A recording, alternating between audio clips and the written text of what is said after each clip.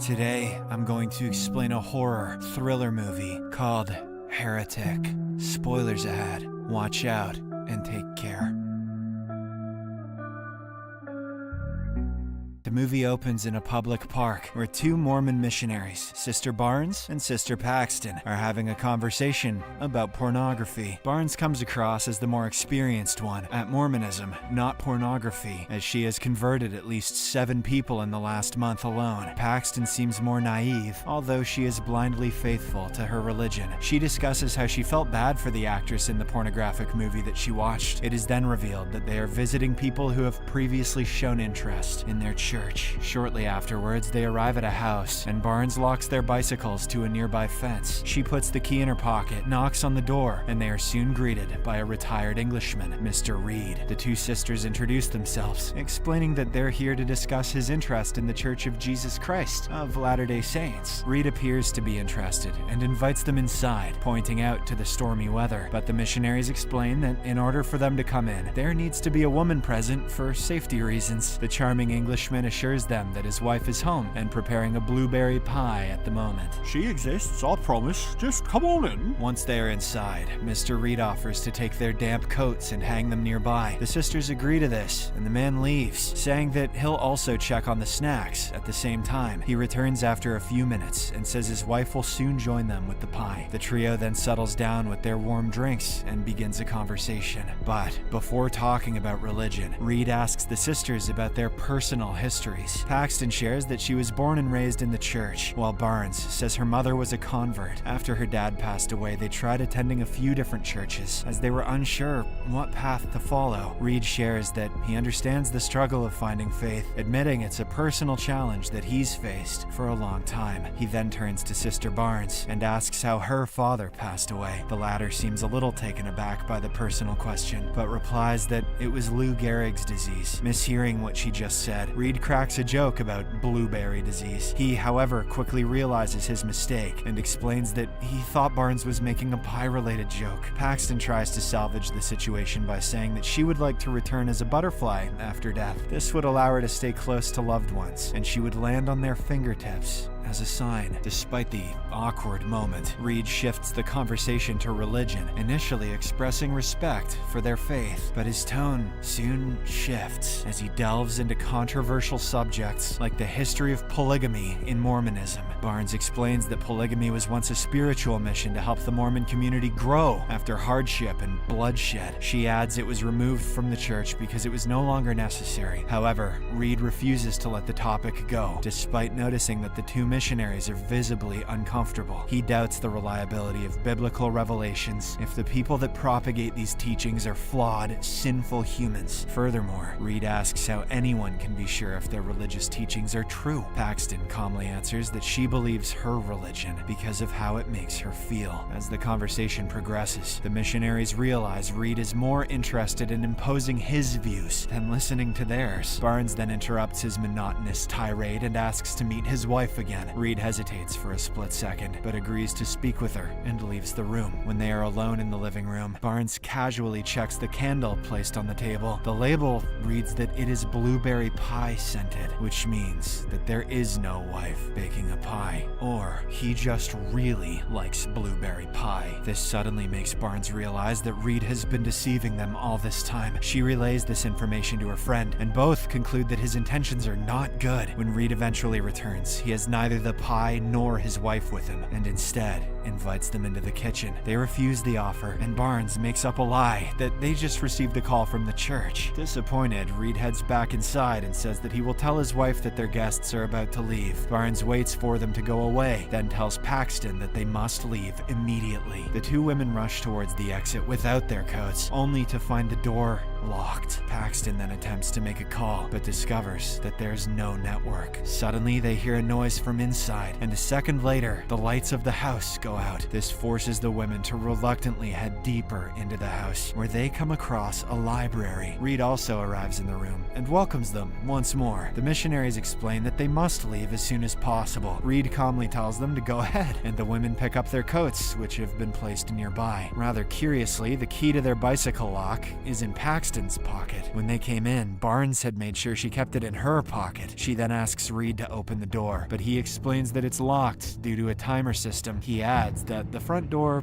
won't open until the next morning. Reed offers them the back door as an alternative, but they hesitate, sensing something is wrong. They insist on leaving through the front door, but Reed refuses, stating it's not possible. Suddenly, his tone becomes sinister, and he accuses them of lying about the church call. Barnes insists it was no excuse, but Reed argues that's impossible. He reveals that the walls and ceilings of the house are made of metal, blocking any signal. A panicked Barnes asks Reed if he has a phone, but he claims that he doesn't. I'm old as shit. I don't even know what a phone is. Frustrated, Barnes attempts to leave through the back door, only to see that it leads to the basement. She tries another door, but it also leads to the basement, and not an exit. Feeling trapped, Barnes insists that the president of the state knows they're here. Paxton then makes up a story, adding that the police saw them arriving in front of the house. They demand that Reed let them go, warning that he could get into trouble. However, he dismisses their concerns, and finally reveals his true intentions. Reed says that missionaries sell their ideas to others, but today he will sell them his. Attempting to break their faith through logic, Reed announces that there is no God. Following this, he writes belief on one door and disbelief on the other. If they still believe in their religion even after his arguments, they should go through the believer door, but if they agree with his viewpoint, they should choose the disbeliever door. A terrified Paxton thinks that agreeing with Reed will allow them to leave safely. She quickly admits defeat, praising the Englishman for his intelligence. She then says they should leave through the path of disbelief. However, Barnes remains steadfast in her faith despite being fearful. She cross-examines Reed's arguments and disproves him, choosing the path of belief. She asks Paxton if she still believes in God, and the latter confirms. Barnes then holds her friend's hand and leads her through the belief door, but to her horror, Reed locks it behind them as soon as they reach the basement below. As the two women move further inside, they grow anxious, realizing there's no way out. Things get even more creepy when suddenly they hear footsteps approaching. Barnes had grabbed a small knife while Reed was busy lecturing them in the library above. She hands it to Paxton and hatches up a plan to defend themselves. She explains that when she says the code word magic underwear, Paxton should attack Reed with the knife. She couldn't possibly have come up with a more sus code word. However, when the door opens, a woman in a gray dress appears instead of Reed. She appears ghostly, malnourished, with visible bones, and is holding a lantern in one hand and a blueberry pie in the other. Both women are initially frightened, unsure if she's a ghost or a human. Just then, through a speaker in the wall, Reed announces that they are about to witness a miracle. He reveals that the woman in front of them is a prophet, and the blueberry pie in her hand contains poison. She will eat it, which will cause her death, but by God's miracle, the woman will be revived. Right on cue, the woman eats the pie and soon falls dead to the table. Reed continues to claim that she will come back to life, but he is interrupted when the doorbell rings. He thus leaves to attend the door, giving Barnes and Paxton an opportunity to act. They rush to the cell door, shouting loudly to alert whoever is outside, but Reed has soundproofed the house, preventing their voices from reaching the outside. They then try to burn a cloth with a matchstick, hoping the smoke will create a signal. Meanwhile, a man from the church has arrived at the main door, asking about the two missionaries. That's not a churchman, that's venom. Reed makes up a story, saying two young women did come to his gate, but returned almost immediately. It is then revealed that he had already removed their bicycles to prevent any suspicions. His story convinces the church worker, who promptly leaves. Back in the basement, Barnes and Paxton continue with their plan until they succeed in creating smoke. Right at this moment, the dead prophet suddenly comes back to life, shocking both women. Reed also returns a few seconds later and takes the prophet away. He is ecstatic and asks the two missionaries to describe what they just experienced. Barnes, however, realizes that Reed is using psychological tactics to undermine their faith. She refuses to be deceived, stating that what happened wasn't a miracle, but merely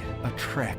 This is when she signals Paxton to act and says the code word, magic underwear. But in a shocking twist of events, Reed acts first and slashes Barnes's throat. A terrified Paxton runs to the door, banging and screaming for help, but to no avail. Reed then tries to calm her down, assuring reassuring her that Barnes will come back to life. However, when Paxton returns to the basement floor, Reed reveals that Barnes won't be resurrected. He extracts a metal object from her arm, which Paxton recognizes as a contraceptive device. The creepy Englishman explains that the so-called resurrection was sabotaged and compares it to a simulation, referencing the movie The Matrix. He claims Barnes had lived a double life, lacking true belief or vision, merely part of a programmed system. Reed then challenges Paxton, asking whether she believes in miracles or if his simulation theory is correct. Rather surprisingly, Paxton slowly begins to understand Reed's manipulation. She points out that the simulation was staged and says the so-called miracle is fake. She details how Reed staged everything, including the resurrection. When the bell rang and they were distracted, Reed had swapped the prophet with a body double. She had noticed subtle differences in the woman's position and face when she saw her again. She even speculates and moves a table to reveal a hidden basement underneath. Reed agrees that if a body is found there, her theory would be correct. But